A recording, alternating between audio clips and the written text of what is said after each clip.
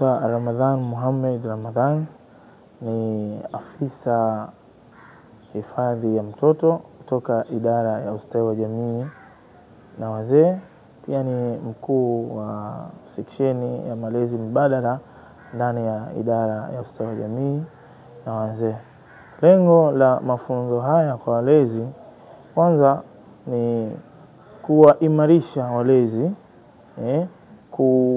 kutokufanya yale malezi kimazoea kama walivyozoea.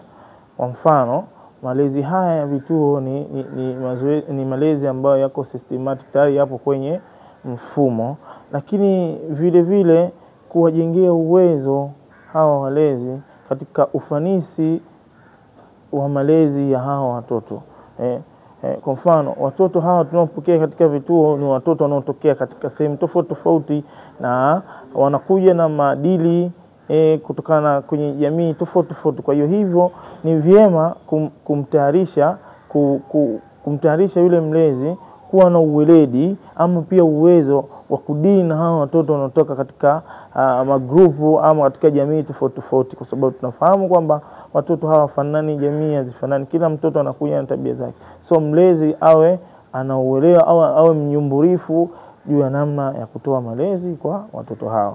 Neno langu kwa walezi hawa ni kuchukulia mafunzo haya siku 3 ni kuweka serious, yani seriousness, uwe makini juu ya mafunzo haya, kwa sababu mambo tunakuja kufundishana ni muhimu sana kwa kuzingatia haya maslahi ya watoto. Watoto wanapata changamoto nyingi sana katika jamii, hivyo ni pia kuwapa fursa hawa walezi wanaotoa huduma kuwajengea uwezo juu ya namna gani katika wanavyopaswa kufanya kazi ama kutimiza ule wajibu wao. Kwa hiyo wachukulie kwa mkazo, yani kwa uzito haya mafunzo, wala wasiadharau, na wahakikishe wanapata kitu pale tunapomaliza haya mafunzo na wanakwenda kukifanyia kazi kwa mujibu vile walivyopewa. Asha Salim Ali ni mkurugenzi wa kijiji cha SOS Zanzibar. Dhumuni hasa la mafunzo haya ya siku 3 ni kujenga uelewa wa pamoja juu ya suala la kuwaunganisha watoto wanaolelewa katika vituo au makazi na jamii zao au familia zao za asili. Hilo ndio lengo hasa la madhumuni haya. Kikubwa hasa kilichotuvutia na kuona tufanye mafunzo haya ni kuhakikisha kuwa watoto wanahitaji mahali salama na ambapo hifadhi yao itapatikana.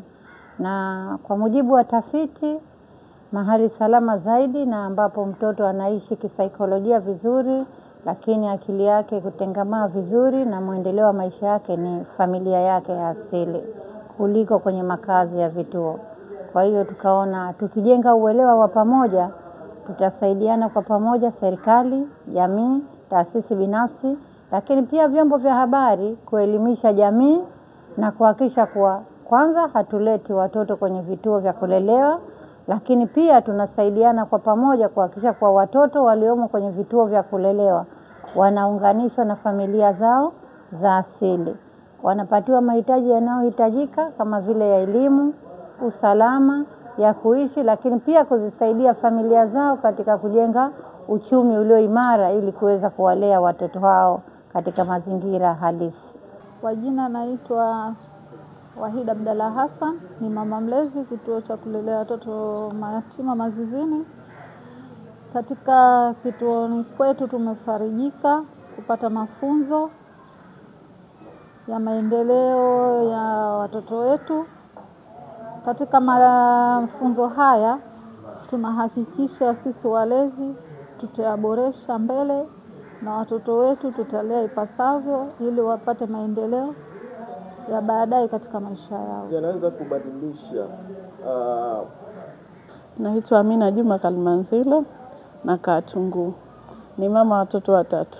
Niliwahi kulelewa kwenye kituo cha watoto Mazizini tangia Forodhani mpaka kilivyohamishwa Mazizini nilikuwemo. Mala haki mtoto mule, alhamdulillah, tunapoa kila kitu tunachokitaka, lakini upendo muhimu tunajiona pia tumekosa kutoka kwa wazazi wetu.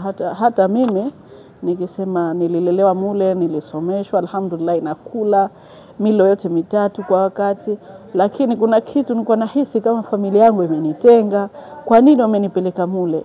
Kwa nini wasihangaike na mimi kwa lolote, kwa chochote? Kwa hiyo nahisi kama wanatutenga fulani wakituleta, japokuwa tunapoa kila tunachokitaka, ila upendo wao kwetu sisi ni muhimu kuliko kitu chochote. Tujitahidi, tupambane, tulee watoto wetu. Upendo wa mama, upendo wa familia, hata kama hamna baba wala mama, lakini familia upendo wake ni bora zaidi kuliko mtoto ukimpeleka kwenye serikali.